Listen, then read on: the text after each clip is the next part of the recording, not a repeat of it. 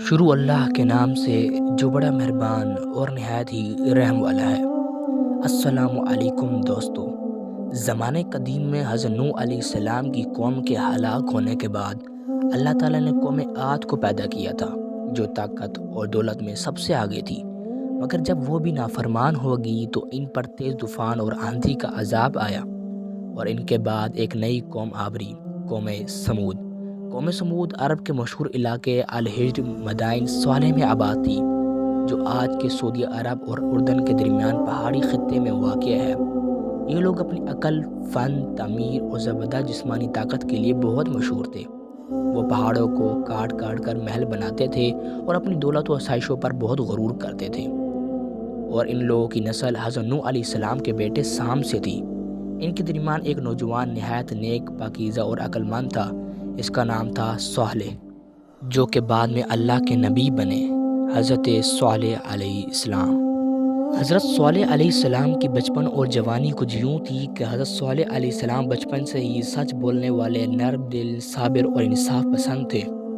لوگ انہیں عزت سے دیکھتے اور ان کی عقل و فہم کی مثال دیتے۔ وہ نہ جھوٹ بولتے تھے اور نہ ہی کس کا حق مارتے تھے۔ ان کی عادت تھی کہ اگر کسی کے درمیان جھگڑا ہوتا ہے تو بیچ میں آ کر انصاف سے فیصلہ کرتے۔ اتنا کہ قوم سمود کے سردار بھی ان کی عزت کرتے تھے اور کہتے، صالح ہم میں سے سب سے عقل مند اور نیک آدمی ہے، اگر وہ کبھی کسی کی بات کہے تو سچ ہی کہے گا۔ یہ تو تھی حضرت صالح علیہ السلام کی بچپن اور جوانی کی داستان۔ پر ان کی نبوت کا آغاز کچھ یوں ہوا کہ جب قوم سمود حد سے زیادہ غرور، تکبر، شرک اور بت پرستی پر ڈوب گئی تو اللہ تعالیٰ نے حضرت صالح علیہ السلام کو نبی بنا کر بھیجا۔ اللہ نے انہیں حکم دیا کہ اپنی قوم کو توحید کی دعوت دو۔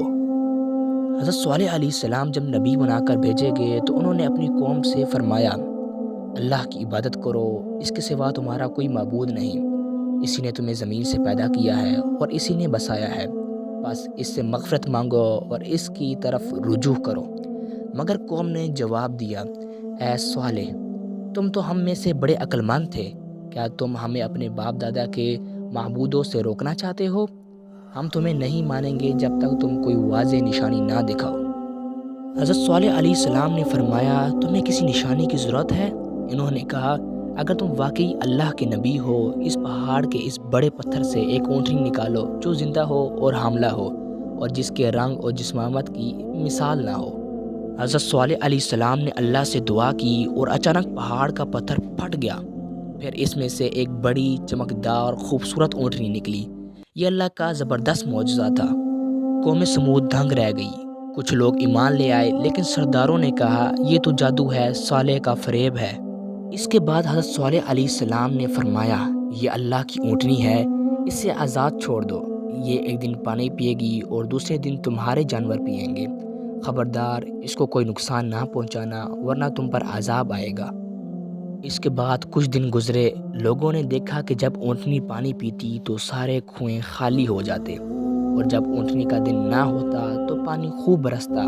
یہ اللہ کی برکت تھی، لیکن ضد اور حسد ان کے دلوں میں بڑھ گیا تھا۔ انہوں نے منصوبہ بنایا کہ اونٹنی کو ذبح اور قتل کر دیا جائے۔ چنانچہ ایک شخص قادر بن صالف نے چند سرداروں کے ساتھ اونٹنی پر وار کیا اور اللہ کی نشانی کو ذبح کر دیا۔ اس کے بعد حضرت صالح علیہ السلام کے چہرے پر غصہ اور غم دونوں نظر آئے۔ انہوں نے فرمایا، کیا تم نے اللہ کی نشانی کو قتل کر دیا ہے؟ اب تمہارے پاس صرف 3 دن کی مہلت ہے، اس کے بعد تم لوگوں پر عذاب آئے گا۔ پہلے دن ان کے چہرے زرد ہو گئے، دوسرے دن سرخ اور تیسرے دن بالکل سیاہ ہو گئے۔ حضرت صالح اور ایمان والے لوگ ہستی سے نکل گئے۔ پھر چوتھے دن ایک زبردست آواز آئی، زمین لرز اٹھی، پہاڑ گرجنے لگے اور پوری قوم ایک زبردست زلزلے سے ہلاک ہو گئی۔ قرآن کہتا ہے، ترجمہ، پھر ایک زبردست زلزلے نے انہیں پکڑ لیا اور وہ اپنے گھروں میں اوندھے پڑے رہ گئے۔ حضرت صالح علیہ السلام نے پیچھے مڑ کر اپنی قوم کو دیکھا اور فرمایا، اے میری قوم، میں نے تمہیں اپنے رب کا پیغام پہنچایا، مگر تم نصیحت قبول نہ کر سکے۔ اللہ تعالیٰ نے فرمایا، اور ہم نے اونٹنی دی ان کو بطور نشانی، مگر انہوں نے اس پر ظلم کیا اور اسے ذبح کر دیا۔ بس دیکھ لو میرا عذاب اور میری تنبیہ کیسی ہوئی۔ بے شک ہمارے پیارے نبی حضرت محمد مصطفیٰ صلی اللہ علیہ وسلم نے ہمارے لیے دعا کی ہے، لیکن ہمارا بھی یہ فرض بنتا ہے کہ ہم ایسے کام نہ کریں کہ جس سے اللہ کی ناراضگی بنے اور عذاب کے کوئی اندیشے بھی ہوں۔ دوستو ملتے ہیں اگلی ویڈیو میں، تب تک کے لیے اللہ حافظ۔